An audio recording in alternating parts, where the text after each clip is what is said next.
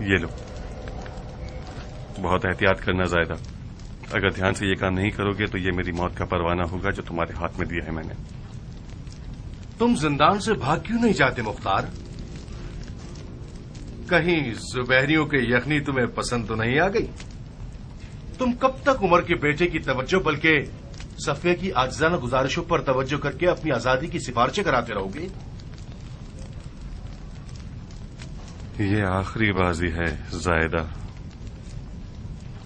اگر میں زندان سے بھاگ جاؤں تو زبیریوں کو میرے خروج کی خبر مل جائے گی، سارے جہاں کو پتہ چل جائے گا کہ میرا کیا ارادہ ہے۔ دشمنان علی عین الوداع میں توابین کے قتل عام کے بعد اس بات پر یقین رکھتے ہیں کہ شیعوں کا خطرہ ختم ہو گیا، اسی یقین پر رہیں تو ہم سب کا فائدہ ہے۔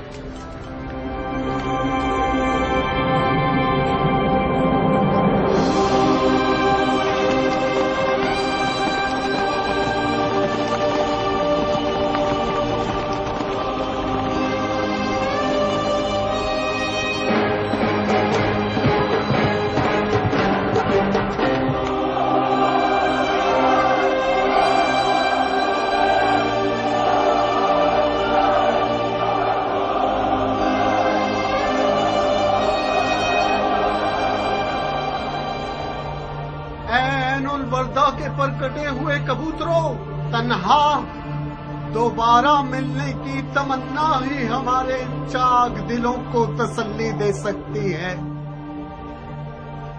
سلیمان، مسیب، بن وال اور بن سعد مرے نہیں ہیں، وہ لوگ سورج کی شکل میں صبحوں کے وقت روزانہ تا قیامت طلوع کرتے رہیں گے، وہ لوگ ہر نیک زبان کا نغمہ بن کر زندہ رہیں گے۔ اگر ہم بھی دینداری اور خلوص میں ان کے جیسے ہوتے تو ہمارے عروج کے پر نہ کٹتے۔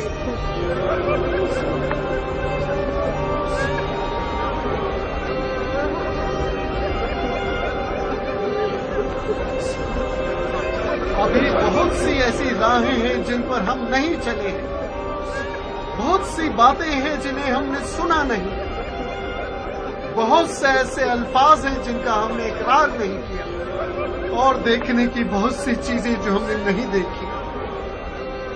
توابین آج کے بعد سے ایک اور ذمہ داری اپنے سر پر رکھتے ہیں، ہمیں عین الوداع اور کربلا کے خون کا انتقام ایک ساتھ لینا ہوگا۔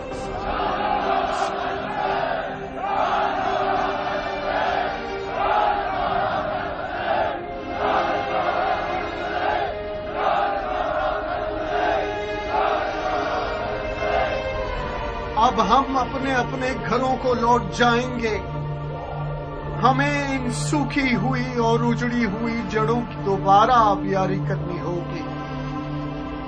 اس تحریک کو اب آگے بڑھانا دوبارہ قوت جمع کرنے پر مشروط ہے۔ ہماری خبریں آپ تک پہنچانے والا شخص بصرہ میں مثنی بن مخربہ اور مدائن میں بن حذیفہ ہوگا۔ ہماری تمام خبریں لوگوں کے ذریعے آپ سب تک پہنچیں گی۔ جائیے کچھ جان تازہ کیجیے اور اپنے آپ کو بنائیے یہاں تک کہ پھر اٹھیں۔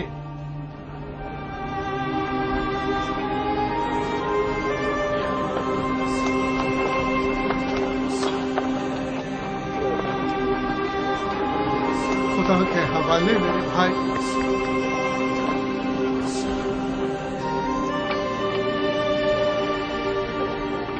خدا کی پناہ میں میرے بھائی۔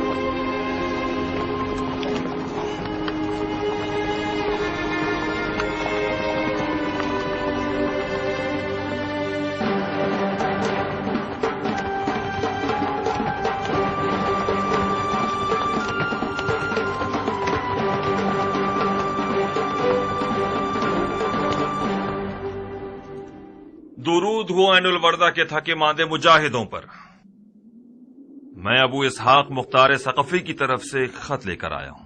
مختار؟ خدا اس کی غلطیوں کو معاف نہ کرے۔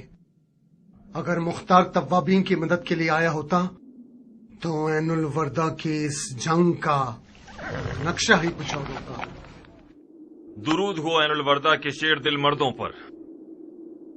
ہوا نے آپ کی شجاعتوں کی خبر سارے جہان میں پھیلا دی۔ شاعروں نے آپ لوگوں کی مدح و ثنا میں وہ باتیں کی ہیں کہ عوام حیران ہے۔ درود ہو آپ لوگوں پر۔ بہت شرمناک ہے۔ کیا لکھا اس نے رفا؟ سراسر جھوٹ۔ ہم سے چاہتا ہے کہ اس کی بیعت کر لیں، کٹ جائے وہ ہاتھ جو مختار کی بیعت کرنے کو تیار ہو۔ رفا ہے، خدا کی قسم یہ منصفانہ نہیں۔ تم لوگوں کا ایک ہی تو کام ہے۔ مختار ایک لمحے کے لیے بھی قاتلان حسین سے قصاص لینے سے غافل نہیں ہوا ہے۔ آپ لوگ راہ نجات کو اپنا خون نثار کرنے میں دیکھ رہے تھے اور مختار ملون شیاطین کا ناپاک خون بہانے میں۔ مقصد ایک ہے مگر راستے دو ہیں۔ اے آجنگ زادے، تو کیا تم سمجھتے ہو کہ توابین خواہ خواہ خودکشی کرنے کے لیے عین الوردہ کی طرف گئے تھے؟ ہماری جیت میں صرف ایک قدم کا فاصلہ رہ گیا تھا، اور وہ قدم مختار تھا جو کہ نہ تھا۔ جہاں تک میں مختار کی غیرت مندی سے واقف ہوں، یہ کہہ سکتا ہوں کہ مختار سلیمان سے تمام تر اختلافات کے باوجود بھی عین الوردہ کی طرف چلا تھا، اگر زبیریوں کی غل و زنجیر کا قید ہی نہ ہوتا۔ مطلب مختار قید میں تھا؟ اب تک قید میں ہے۔ مگر کیوں؟ کیوں کا سوال زبیریوں کے کارندے سے پوچھو۔ جس دن اس کے پاس سلیمان کا خط آیا اسی دن آدھی رات کو مختار کے گھر پہنچ کر اسے قید کر لے گئے تھے۔ اس طرح تو مختار کا کوئی قصور نہیں ہے۔ مکار تو بن یزید ہے جو علی کے شیعوں سے دوستی کا اظہار کر کے اس کے پیٹھ پہ چھرا گھونپ دیتا ہے۔ یقیناً مختار کو آل زبیر کی مخالفت کے جرم میں قید کیا ہے۔ ہم کوفے کے زندان پر حملہ کر کے مختار کو چھڑا سکتے ہیں۔ نہیں مصنع، مختار کے قیام کی خبر چھپی رہنی چاہیے۔ پھر مختار کا کیا ہوگا جو قید میں ہے؟ اگر مختار کے قیام کی خبر چھپی رہے اور کسی کو پتہ نہ چلے تو زبیریوں کے پاس مختار کو قید رکھنے کا کوئی ثبوت ہی نہیں بچے گا۔ جب انہوں نے اسے قید کیا تھا تو ان کے پاس کوئی ثبوت تھا؟ انہوں نے مختار کو اسی لیے قید کیا کہ وہ توابین کی مدد نہ کرے۔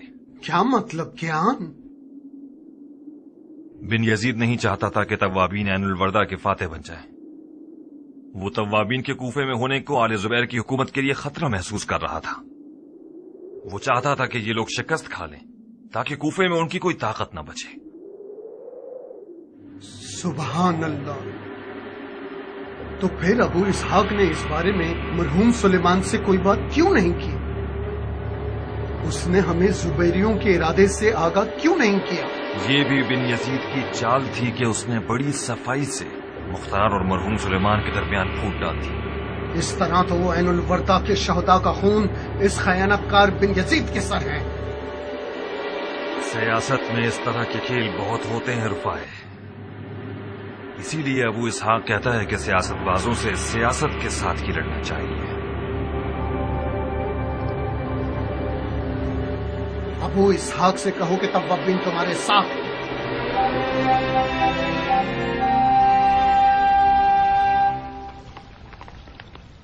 کیا لکھا ہے اس میں؟ ہم دونوں سے مختار کی آزادی کی درخواست کی ہے۔ یہ لو، تم خود پڑھ لو۔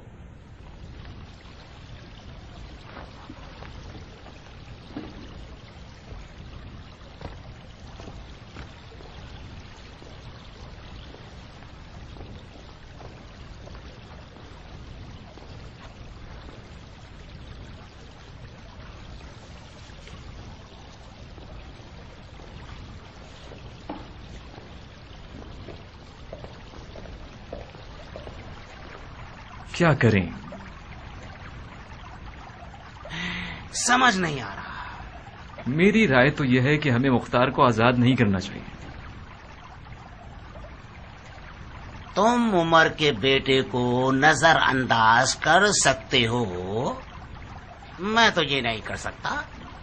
اگر خلیفہ کی اولاد ہم سے ناراض ہو، یہ اس سے بہتر ہوگا کہ خلیفہ ناراض ہو جائے۔ آزادی مختار کا مطلب وہی پچھلی پریشانیاں اور گھبراہٹیں۔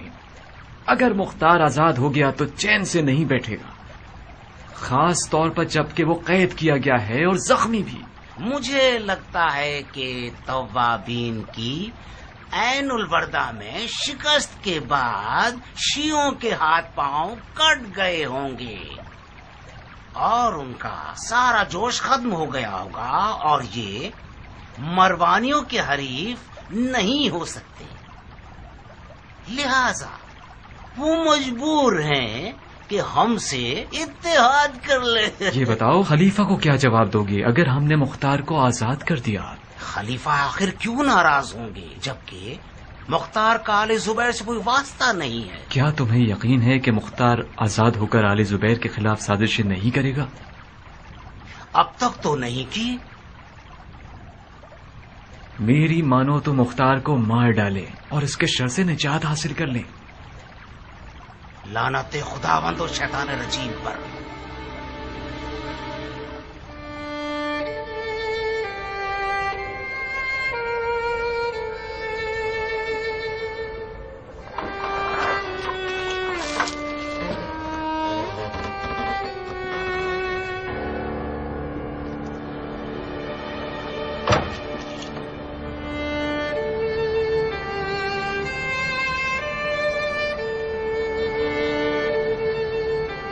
اس چھت کو آخر کتنا گھورو گے مختار؟ تمہاری نگاہوں کی تیزی نے تو چھت میں سوراخ کر دیا، اب تو تمہارے صبر اور حوصلے نے تمہاری چاہ پوری کر دی ہے۔ آزاد ہو گیا؟ بظاہر تمہاری پشت بہت مضبوط ہے، مجھے تو یقین نہیں آتا کہ عمر کے بیٹے کی مہندی آل زبیر کے یہاں بھی رنگ لے آئے گی۔ خلیفہ زادے کے خط نے اپنا کام کر دکھایا۔ یقیناً بن یزید نے عمر کے بیٹے کی سفارش کے بارے میں ابن زبیر سے بات نہیں کی، ورنہ وہ میری آزادی کے حکم کے ساتھ اپنی موت کا حکم صادر نہ کرتا۔ وہ لوگ تم سے وعدہ لینے آئے ہیں تاکہ تم بیت نہ توڑو اور ہنگامہ آرائی نہ کرو۔ جیسا کہ نظر آ رہا ہے کہ طلعت الخیر کا نواسہ تمہاری آزادی کے خلاف ہے، مگر بن یزید نے اسے چپ کرا دیا ہے۔ تم دھیان رکھنا اور اس کو غصہ مت دلانا۔ اس سے پہلے کہ وہ اپنا فیصلہ بدل لے جلدی کرو، تمہارے قدم زندان کے باہر پہنچ جائے تو کوئی تمہارے قدموں کی خاک بھی نہیں چھو سکے گا۔ اپنی شال اور قبا پہنو اور چلو۔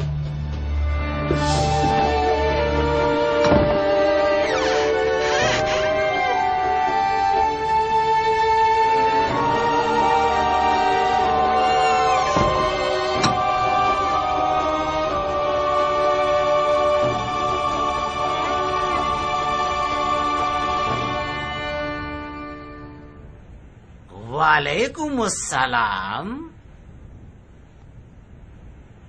میری آنکھیں اندھیرے میں رہنے سے دھندلے پن کا شکار ہو گئی ہیں،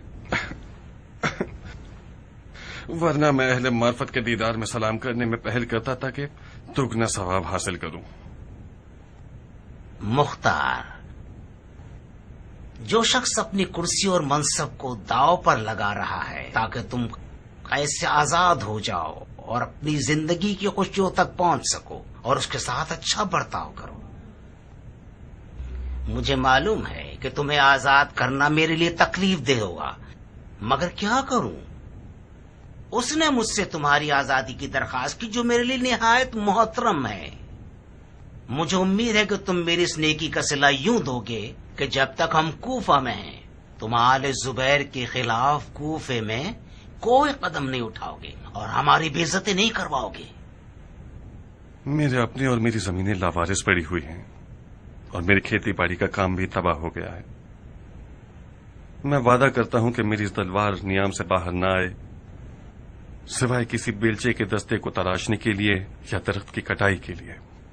میں چاہتا ہوں کہ اپنی ضائع شدہ زندگی کو کسی حسین درخت کی پرورش میں یا کسی پودے کے بڑھنے کے منظر کو دیکھنے سے کرتا رہوں اور اپنی باقی ماندہ زندگی اپنی اولاد کے لیے وقف کر دوں۔ جاؤ مختار، جاؤ، تم اب آزاد ہو۔ اب باقی زندگی کا کچھ حصہ توابین کے یتیم بچوں پر صرف کرو۔ کینہ توزیوں اور دشمنیوں کا کوئی ثمر نہیں ہے سوائے کوفے کے یتیموں میں اضافے کے۔ آزادی مشروط ہے مختار۔ مشروط کس بات پر؟ تمہیں کلام الہی پر ہاتھ رکھ کر قسم کھانی ہوگی کہ تم بیعت نہیں توڑو گے اور آل زبیر کے خلاف کوئی سازش نہیں کرو گے، اور اگر قسم توڑو گے تو تمہیں مکے میں 1000 اونٹوں کی قربانی کرنی ہوگی اور اپنی تمام تر ملکیت چاہے عورت ہو چاہے مرد سب کو آزاد کرنا ہوگا۔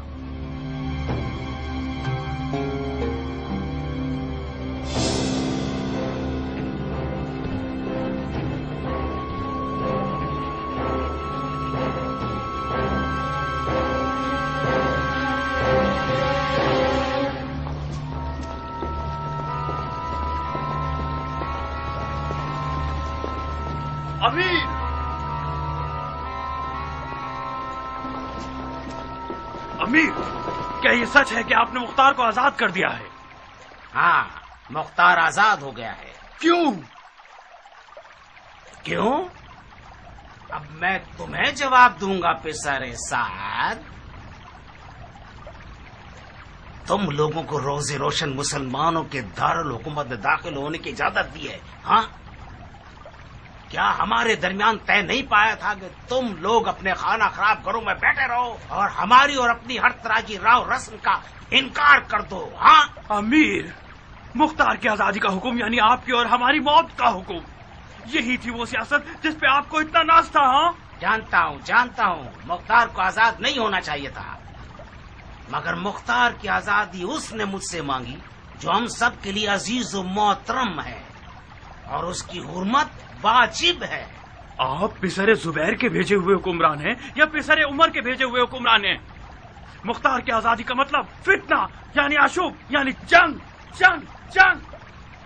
آپ نے ایک خلیفہ زادے کی دوستی کا خیال کیوں رکھا؟ کیونکہ میرے کان میرے اپنے نہیں تھے، ایک ایسے خلیفہ کی عظمت اور احترام سے بھرے ہوئے تھے جس نے عرب کو عجم اور ترک اور تاتار اور روم اور زنگی اور ہندو پر مسلط کر دیا۔ یہ ٹھیک ہے کہ خلیفہ زادے نے سیاست کو چھوڑ دیا ہے، مگر سیاست نے اسے نہیں چھوڑا۔ یزید جو کہ یزید تھا اور کسی خدا کو نہیں مانتا تھا، وہ بھی عبداللہ ابن عمر کے حکم کو مانتا تھا۔ امیر، مان لیجئے کہ مختار کی آزادی عراق کی ہر حکومت کے لیے خطرہ ہے، چاہے اموی ہو یا زبیری۔ مختار ایک علوی حکومت برپا کرنا چاہتا ہے، اگر اسے ڈھیل دیں گے تو وہ اپنے خواب سچے کر دکھائے گا۔ مختار کل تک خطرے کا باعث تھا شمر، اب وہ آواز نہ نکالنے والا مرغا ہے۔ اس کے طواب بھائیوں کے شکست کھانے سے وہ بھی ٹوٹ گیا ہے۔ دوسری طرف ہم نے قرآن کو مصالحت کا ذریعہ بنایا ہے، اس نے مخالفت نہ کرنے کی قسم کھائی ہے۔ تو پھر آپ نے مختار کو پہچانا ہی نہیں ہے۔ وہ اپنے خوابوں کے تاج و تخت کو پانے کے لیے قرآن تو کیا صاحب قرآن کا بھی انکار کر دے گا۔ اگر توابین کے پاس مختار جیسا کوئی رہنما ہوتا تو وہ لوگ عین الوردہ کو مہربانیوں کا قبرستان بنا دیتے۔ مختار خدا سیاست و جنگ ہے، میں بارہا اس کے آگے مغلوب ہو چکا ہوں۔ شک مت کیجیے کہ آپ سے بھی بہت بڑی خطا سرزد ہو گئی ہے۔ کل جب یہ سانپ آپ اور آپ کے لوگوں کو ڈس لے گا اس وقت آپ سمجھیں گے کہ ذرا سی بھی سیاست نہیں جانتے۔ کافی ہے عمر سعد،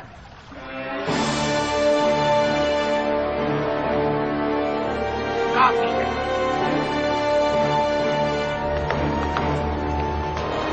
جس دن تم رے کے موتی کے لیے ہاتھ پیر چلا رہے تھے اور خون کے دریا میں نہا رہے تھے، اس دن بڑی مچھلی کی فکر کرنی چاہیے تھی۔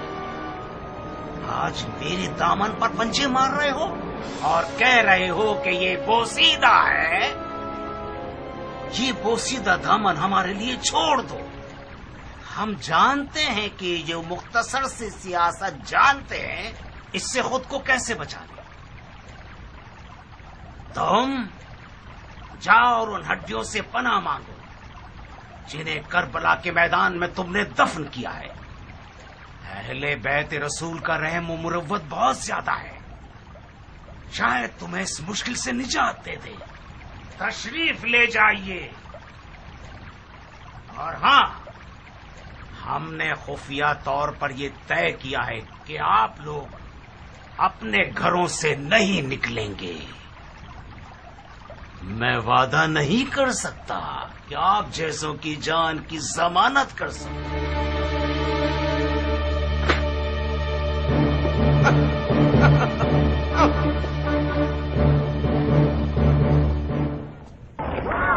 بن یزید بہت پلید اتنی پیلی ہے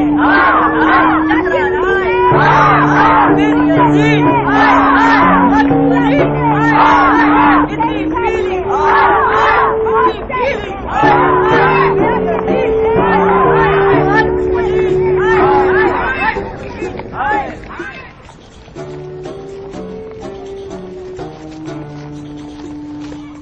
بن یزید ہائے ہائے بہت پلید اتنی پیلی ہے چکرا رائے بن یزید بہت پلید اتنی پیلی اتنی پیلی بن یزید بہت پلید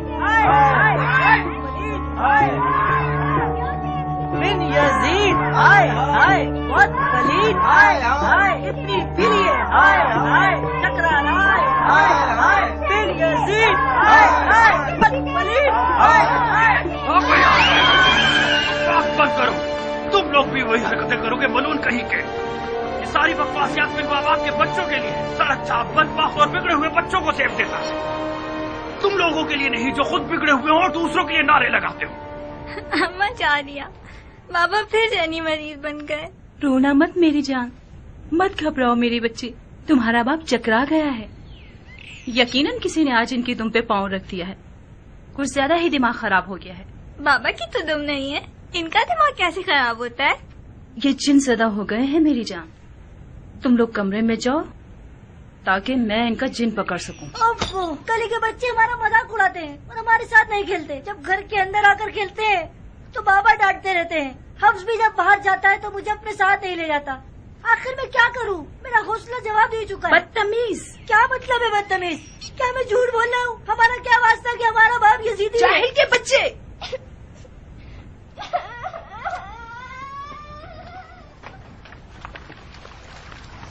خوش رہیے گا، خوش رہیے گا. کیا تربیت کی ہے آپ نے؟ یہ جاہل کے بچے میرے لیے عذاب کے فرشتے بن گئے ہیں.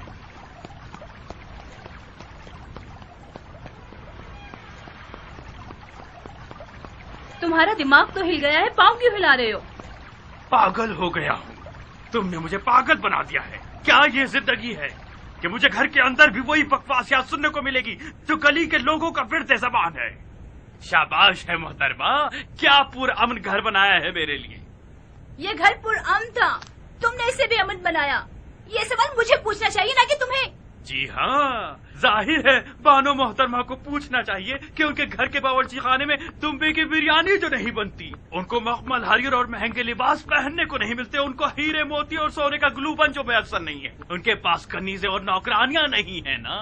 میں صدقے جاؤں بانو پر کہ اتنی غربت اور خاک نشینی کی زندگی گزار رہی ہے کہ اب تھک گئی ہے. میں کسی چوراہے پر بیٹھے بھکمنگے کی بیٹی نہیں تھی شہزادے. میں اس رات محل میں رہنے والی تھی جب میرا ہاتھ مانگنے آئے تھے. بھول گئے؟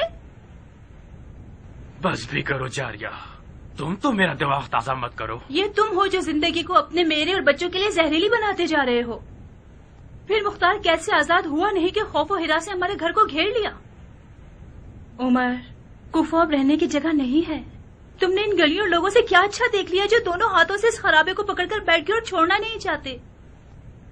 تم بھول گئے کوفہ کی عورتوں نے بھی تمہیں کس ذلت و خواری کے ساتھ مسجد کوفہ سے باہر نکالا، تم پر پتھر اور ڈنڈے برسائے، توف اور لعنت کی. ہم کوفے سے چلے کیوں نہیں جاتے؟ کہاں چلے جائیں عورت؟ میری تمام جائیداد اسی خرابے میں ہے. عمر چلو کچھ عرصے کے لیے شام یا حجاز کی طرف چلتے ہیں جب تک کوفے کے حالات ٹھیک ہو جائے. اپنی جائیداد کسی امانت دار کے حوالے کر دو کہ ہمارے آنے تک ان کی دیکھ بھال کرے. یہ لوگ اتنے چور ہیں کہ ادھر ہم نے کوفے سے باہر قدم رکھا اور یہ سب کچھ بیچ کھائیں گے. جب تمہاری جان تمہاری جائیداد میں اٹکی ہوئی تھی تو تم رے کیسے جانا چاہتے تھے؟ تم نے اپنے آپ کو نافہم کیوں بنا رکھا ہے جاریہ؟ رے کا معاملہ الگ تھا، اور پھر مجھے کوفے سے کیوں چلے جانا چاہیے؟ کوفہ کس خبیث کی ملکیت ہے جسے میں نے چرایا ہے؟ اور کوفے میں کیا ہونا ہے جو میں جاؤں؟ مختار اور اس کے جیسے لوگ کیا بگاڑ لیں گے؟ تبابی نے جو اتنے سارے ہنگامے کیے ان کا کیا ہوا؟ ہم کوفے سے چلے جائیں، میں کوفے سے چلا جاؤں تاکہ سب یہ بولیں کہ پسر سعد نے کوئی چھپنے کی جگہ تاک لی ہے اور اپنی دم سر پہ رکھ کر بھاگ گیا ہے.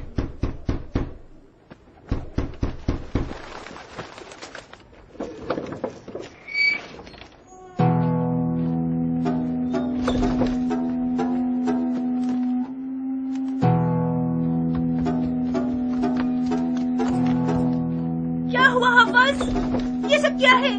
کیا کیا تم نے اپنے ساتھ؟ میرے بچے بچہ نہیں ہوں میں بڑھیا، میں ہوں حفص ابن عمر ابن سعد ابن ابی وقاص، ستار جنگ کربلا کا بیٹا، فاتح ایران کا نواسا۔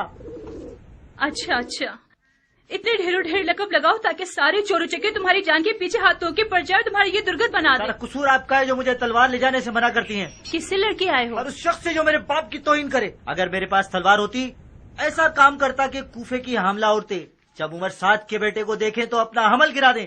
بیٹا جی بابا۔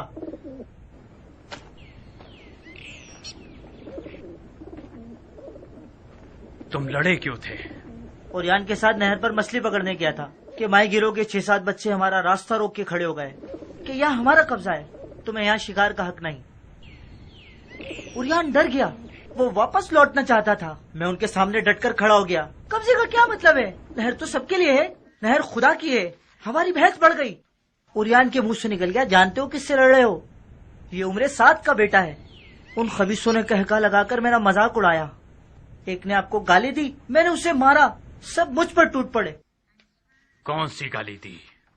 بہتر ہوگا کہ آپ نہ سنیں، بہت ہی بری گالی دی۔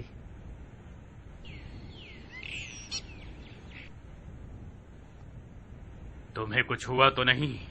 نہیں، کچھ بھی نہیں ہوا، ناک سے خون بہ رہا ہے، تھوڑا سا سر بھی پھٹا ہے۔ اگر اوریان نہیں بھاگتا تو ان کا حشر نشر کر چکے ہوتے ہم۔ میں ایک تھا، وہ لوگ 7 تھے، حیف کی تلوار نہیں تھی میرے پاس۔ آج کے بعد جہاں بھی جاؤ گے تلوار حمائل کر کے جاؤ گے۔ ان کوفیوں سے اب صرف تلوار کی زبان سے بات کرنی ہوگی۔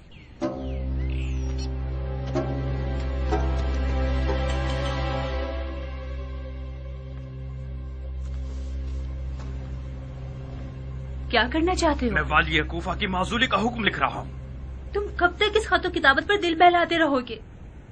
اپنے منہ کو غار میں چھپا لیا ہے اور اطراف کی خبر نہیں لیتے؟ آج کوفہ یزید اور اس کے ساتھیوں سے بیزار ہے۔ تم شمر اور تم لوگوں کے ساتھی اہل کوفہ کے منفور ہو۔ کوفہ کے بچے روزانہ تم لوگوں کی شکلیں لکڑیوں پر لے کر مزاحیہ اشعار پڑھتے ہوئے گلیوں میں گھومتے ہیں۔ اگر تم جیسے لوگوں کی زبیریوں کے نزدیک کوئی قدر و منزلت ہوتی تو وہ تم لوگوں کو خانہ نشین نہیں کرتے۔ تم اپنے ہی گھر میں قیدی ہو عمر، یقین کیوں نہیں کرتے؟ خدا کی قسم ہمارے پاس کوفہ چھوڑنے کے سوا کوئی حل نہیں ہے۔ جاریہ، اگر آندھی بھی آ جائے تو وہ بھی مجھے کوفے سے نہیں ہلا پائے گی۔ اب تم بولتی رہو۔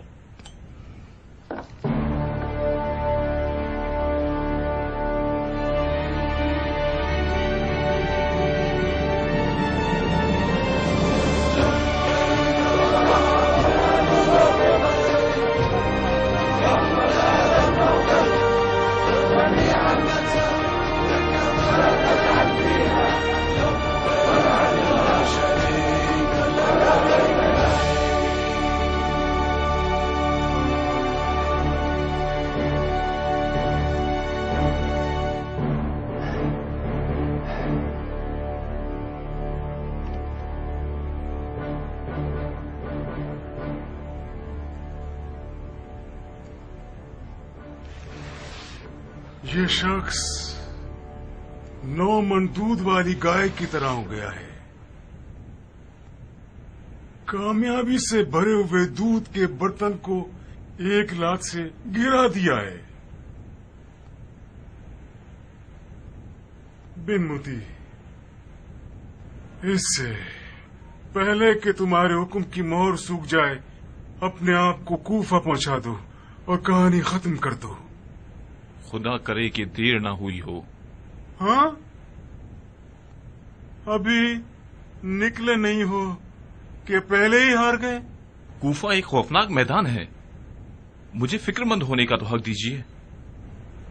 کوفے میں سیاست اور تلوار بیک وقت چلائی جانی چاہیے، ورنہ ہم اسے سنبھال نہیں سکتے۔ جناب علی، یہ فدوی تو اسی وقت بن یزید کو کوفہ بھیجنے کے خلاف تھا، بہت سیاست باز تھا وہ۔ یہ تو سیاست نہیں ہے، عمر کے بیٹے کا پھیلا ہوا پاؤں ہے۔ وہ دعویٰ کرتا ہے کہ سیاست اور حکومت میں دخل اندازی نہیں رکھتا، مگر ہمارے بعض حکمرانوں کے ساتھ مکاتبہ کرتا ہے۔ خط لکھا ہے اس نے، اللہ اکبر، حکم ایک بن یزید جیسا جاہل والی اس کا جی حضوری کرنے والا بن گیا ہے. اس کے حکم کا سر آنکھوں پر رکھتا ہے. لعنت ہے اس قدر حماقت پر، توف ہے اس حد کے بچپنے پر. یہ پاؤں کٹ جانے چاہیے بن موتی.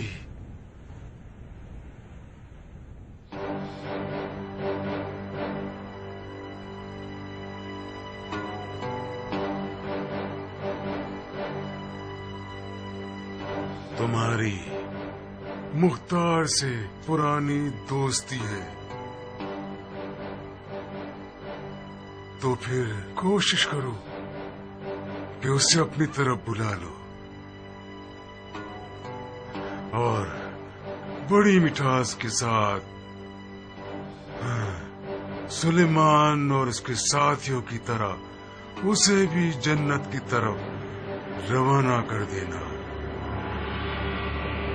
اور ہاں، شمر اور عمر سعد سے بھی معافی دوستی کر لو. مجھے حوصلہ نہیں ہے کہ روزانہ ان کے قاصد مکے کی طرف روانہ ہوں. ان کے آگے بھی کچھ ہڈیاں ڈال دو، مگر اس طرح کے لوگوں کو تکلیف نہ پہنچے.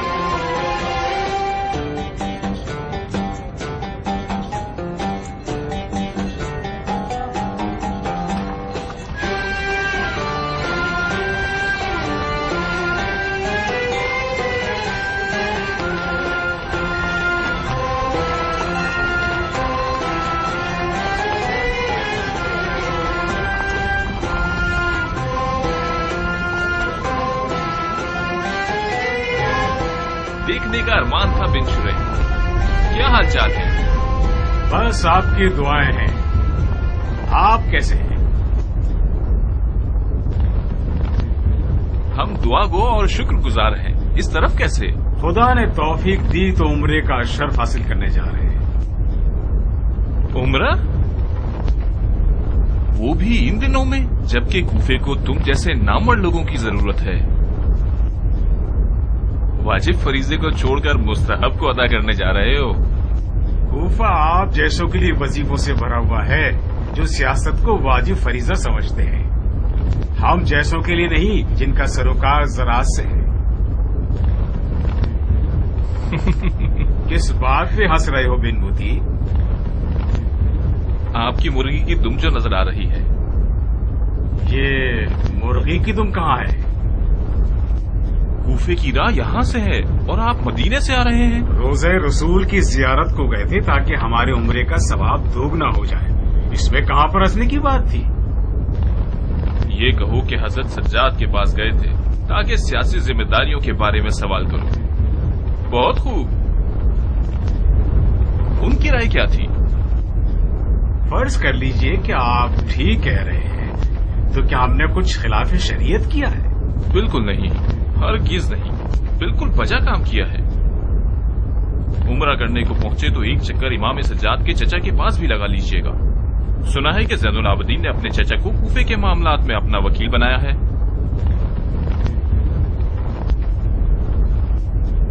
تم اتنے سارے افراد کے ساتھ کس علاقے کو فتح کرنے کا ارادہ رکھتے ہو؟ کوفے کا عزم رکھتا ہوں بن شریح، حکم عمارت کوفہ کے ساتھ، اور یہ وہ ذمہ داری ہے جو خلیفہ نے میرے کاندھوں پر ڈالی ہے۔ تو اس کا مطلب یہ ہوا کہ بن یزید غلط ثابت ہوا۔ یقیناً اس کی توابین سے حمایت خلیفہ کو ناراض کر رہی ہے۔ نہیں عبد الرحمن، نہیں،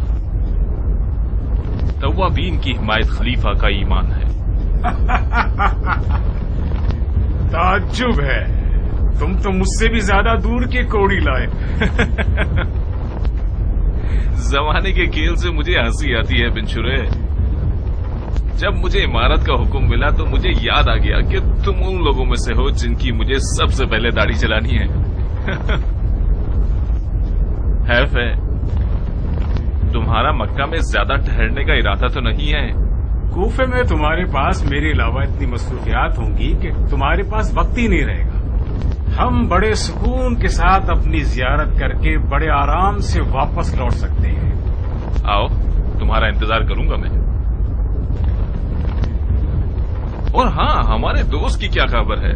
اگر خدا کا کہہ رہے ہو تو ہم نظارہ کر رہے ہیں، اور اگر شیطان کے بارے میں کہہ رہے ہو تو جناب والا بہتر جانتے ہوں گے۔ اپنے آپ کو دھوکہ مت دو، ہم دونوں کا خدا اور شیطان کے علاوہ ایک تیسرا دوست بھی ہے، اس کا نام ابو اسحاق مختار ہے۔ مختار یا زندان میں ہے یا میدان میں، بظاہر بن یزید نے تمہارے لیے راستہ ہموار بنا دیا ہے۔ میں نے سنا ہے اس نے مختار کو قید کر لیا ہے۔ مختار کو جب میدان میں ہونا چاہیے وہ قید میں ہوتا ہے، اور جب اسے قید میں ہونا چاہیے وہ میدان میں ہوتا ہے۔ ایسا لگ رہا ہے کہ بہت عرصے سے تم کوفے سے بے خبر ہو۔ بن یزید نے مختار کو آزاد کر دیا اور اپنے آپ کو قیدی بنا دیا، اور ان دونوں کے بیچ میں پھنس گیا ہوں۔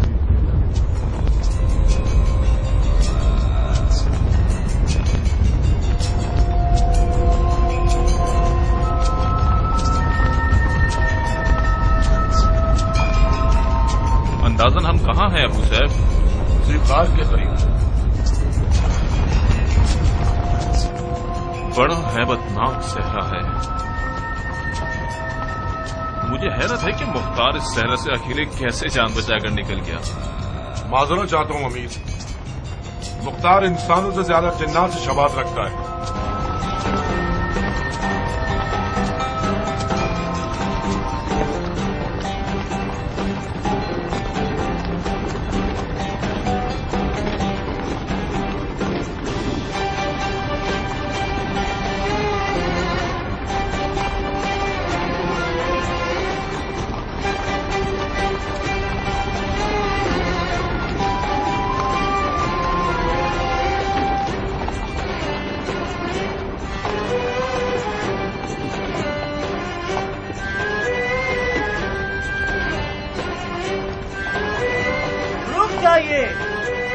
ہم بصرہ اور کوفہ کے دوراہے پر پہنچ گئے ہیں۔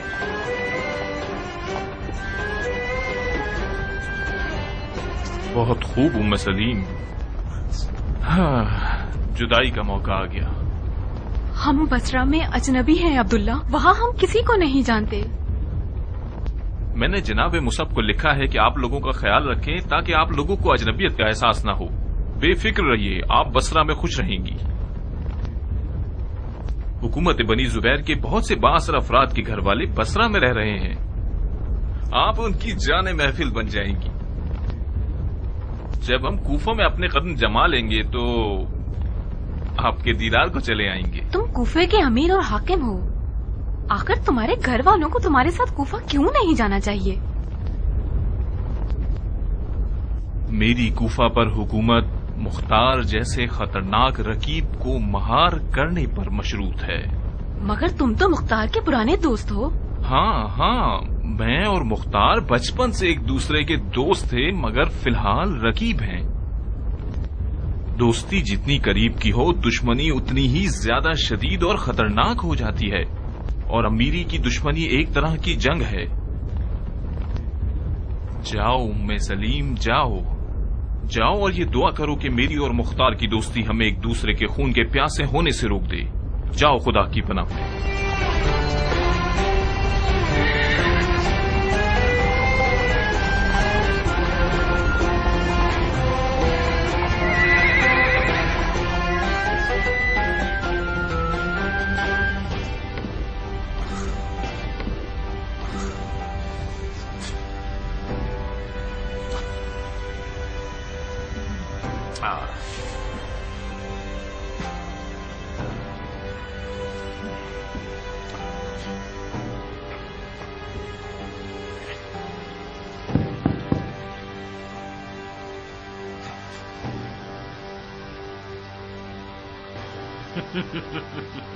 اتنے بے چین کیوں ہو بن متی؟ بڑی تنگ کرنے والی جگہ ہے. تم بیٹھتے تھے تو پرسکون تھے کیا؟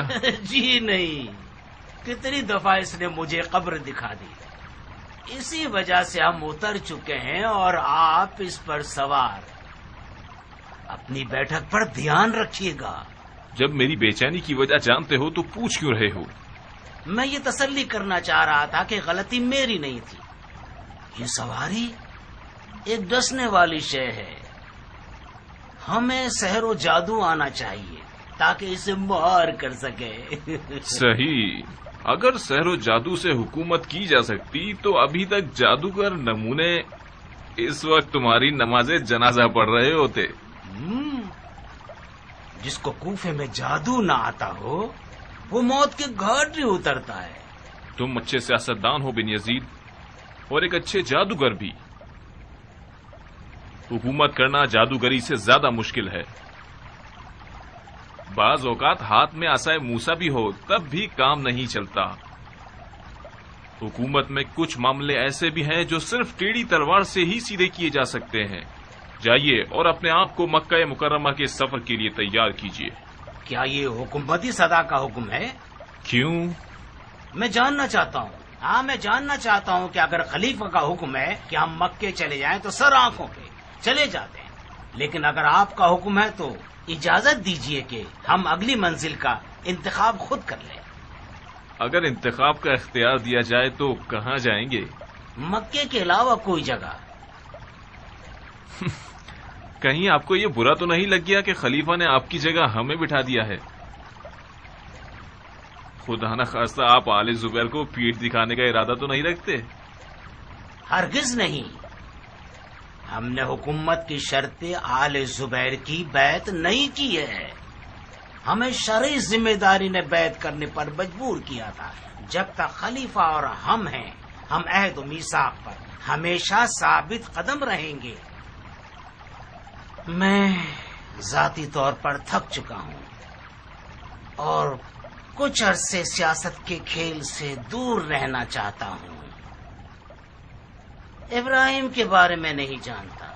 اور میں مزار رسول پر جا کر مجاور قبر نبی بن جاؤں گا. آپ لوگوں کی جیسی مرضی. بن یزید، آپ جہاں کا بھی ارادہ رکھیں گے ہمیں ضرور بتا دیجیے گا تاکہ آپ کے سفر کے اسباب مہیا کر دیے جائیں. اور تم بن مزاحم، کوفیوں کو مسجد میں بلاؤ. شرن اور عرفن ہمیں حکومت کو مسجد کوفہ اور اس کے ممبر سے شروع کرنا چاہیے. اے مسلمانوں، اس خدا کی قسم جس کا کوئی شریک نہیں، تم لوگوں کی بھلائی اتحاد میں ہے، نفاق میں نہیں. ہم سب ایک واحد خدا رکھتے ہیں، ایک رسول رکھتے ہیں. ہمارا ایک قرآن ہے، ایک واحد قبیلہ ہے اور اس کے علاوہ دشمن بھی واحد ہے. بعید ہے کہ کوفے میں آج کوئی فرقہ کھڑا ہو جائے جسے مروانیوں اور امویوں کے فسق پر یقین نہ ہو. اگر کوئی محدود سا طبقہ مل بھی جائے تو وہ منزلی قوم ہے. آپ لوگوں نے یزید کے کارندوں کو کوفے سے نکال دیا مگر خطرہ ختم نہیں ہوا. مروانیوں کے نام سے ظاہر ہو کر آپ کی طرف آ رہے ہیں. جیسا کہ آپ لوگ جانتے ہیں مروانیوں نے شامات پر قبضہ کرتے ہی بن دلاجہ کو ایک لشکر کے ساتھ حجاز کی طرف بھیج دیا ہے اور ابن زیاد کو عراق کی طرف. عبد الملک مروان نے ابن زیاد سے کہا ہے اگر کوفے پر مسلط ہو گئے، اگر کوفے پر قبضہ کر لیا تو 3 دن اور 3 رات تک 3 دن تک کوفیوں کی ناموس تم اور تمہارے لشکر پر حلال ہے. تو ہی بچا لے یا اللہ، تو ہی بچا لے یا اللہ، تو ہی بچا لے یا اللہ، تو ہی بچا لے یا اللہ. بھائیوں، دشمن بہت زیادہ اور مسلح ہیں. اگر آپ لوگ گروہوں میں بٹ جائیں گے اور مروانیوں کے مقابلے پر جائیں گے تو فتح و ظفر میسر نہیں ہوگی. جیسے کہ توابین مغلوب ہو گئے اور عین الوردہ میں ان کا خون بہا، اور خدا ان کی مغفرت کرے۔ بہرحال امیر المومنین نے مجھے آپ لوگوں کی طرف بھیجا ہے تاکہ آپ لوگوں کے لیے لشکر ترتیب دے سکوں اور آپ کی سرحدوں کی حفاظت کروں، آپ کے خراج لوں اور آپ کے حصے تقسیم کروں، اور آپ لوگوں کے خراج کا باقی ماندہ حصہ آپ لوگوں کی رضامندی کے ساتھ امیر المومنین کے لیے بھیج دوں۔ جو بھی میرا ساتھ دے گا میں اس کا دوست اور بھائی ہوں، فتنہ گروں کا دشمن ہوں، گناہگار اور نافرمان کی کمر توڑ دوں گا اور منحرفین اور نافرمان کو قید کر لوں گا۔ یہ تو وہی ابن زیاد کا طریقہ ہے امیر۔ ابھی میرا خطبہ ختم نہیں ہوا ہے صاحب۔ باطل باتوں کا اختتام نہیں ہوتا۔ جو کچھ اب تک آپ نے فرمایا وہ صرف تکرار و تناقض تھا۔ ان لوگوں نے واضح و نصیحت بہت سنے ہیں، انہیں ایسا امیر چاہیے جو اپنی باتوں پر عمل بھی کرے۔ شیطان کی باتیں، وہ بھی ایک فاضل اور عقلمند انسان سے۔ صاحب ابن مالک اشعری کی زبان سے سننا تعجب خیز ہے۔ یہ صرف اس وقت سنی جا سکتی ہیں جب وقت ضائع کرنا ہو۔ میں عین الوردہ کی قتل گاہ سے آ رہا ہوں شیخ۔ آپ نے فرمایا کہ میں شیطانی زبان میں بات کر رہا ہوں؟ بعید نہیں، بشر خطا کا پتلا ہے۔ ہم سب شیطان کے وسوسوں کی زد میں ہیں۔ بے شک اگر میں نے بھی اپنے نفس کے شیطان کو مار ڈالا ہوتا تو میں اپنے طواف ساتھیوں کے قافلے سے پیچھے نہ رہتا۔ آپ جو کہ ایمان کا نقاب چہرے پر رکھتے ہوئے اور ممبر رسول اللہ پر بیٹھے ہوئے ہیں، آپ کو بھی شیطان سے ڈرنا چاہیے۔ بالکل بالکل، یہ بات تو حق کی بات ہے، خدا کا فرمان ہے۔ صاحب یہ باتیں تو ہدایت سے بھرپور ہیں، جو تمہارا دل کہنا چاہے کہہ دو، سر آنکھوں پر سنیں گے۔ شاید میری ساری باتیں آپ کے مزاج کو اچھی نہ لگیں، لیکن اگر حقیقت کے طلبدار ہوں تو ہدایت کریں۔ توابین نے اپنی شرعی ذمہ داری پر عمل کیا۔ اگر کوفے کا حاکم وقت ان کی مدد کرنے میں مذائقہ نہ کرتا تو عین الوردہ کا میدان آج مروانیوں کا مقتل ہوتا، نہ کہ توابین کا۔ اگر بن یزید توابین کی مدد کر سکتا تھا اور اس نے نہیں کی، خدا اسے معاف نہ کرے کہ اس نے گناہ کیا ہے۔ بن یزید نے مدد نہیں کی کیونکہ یہ آل زبیر کی سیاست ہے کہ شیعہ کوفے میں ضعیف ہو جائیں اور اقلیت میں رہ جائیں۔ یہ لوگ شیعوں کو گروہ گروہ کی شکل میں مروانیوں کے مقابلے پر بھیجنا چاہتے ہیں تاکہ شیعہ ختم ہو جائے اور ان کی طاقت پامال ہو جائے۔ یہ ایک غلط بات ہے، موافق نہیں ہوں میں صاحب۔ اگر تم میرے خطبے کو غور سے سنتے تو میں نے عرض کیا تھا کہ سب مل کر دشمن سے لڑنے جائیں گے، گروہوں میں بٹ کر نہیں اور منمانی کرتے ہوئے نہیں۔ اگر توابین عین الوردہ نہیں جاتے تو کیا آل زبیر کی تلوار ان کی گردنوں پر تھی کہ کیوں نہیں جا رہے؟ یہ کون سا تفرقہ پھیلانے والا جملہ ہے؟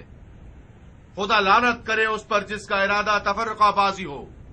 آمین یا رب العالمین۔ اگر آپ جنگ کا ارادہ رکھتے ہیں تو عزم کیجئے، لشکر بھیجئے، شیعہ بھی آپ کے ساتھ ہوں گے۔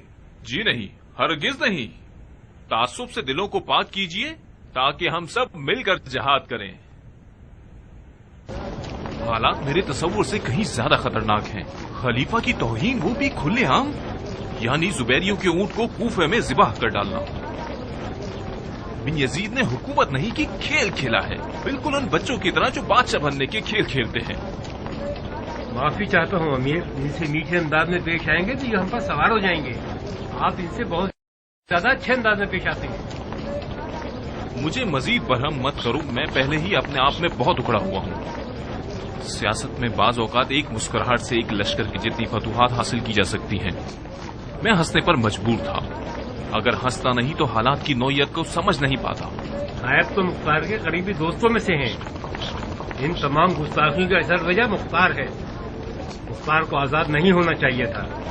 مجھے باوثوق خبریں ملی ہیں کہ مختار نے آزادی کے بعد شیعوں کے بزرگوں سے مذاکرات کیے ہیں اور انہیں بیعت کے لیے تیار کیا ہے۔ مختار کو قید کرنا ایک غلطی تھی، مگر اسے آزاد کرنا اس سے بھی بڑی غلطی ہے۔ خدا قتل کر دے بن یزید کو، بلا وجہ اس نے مختار کو ایک خطرناک رقیب بنا دیا۔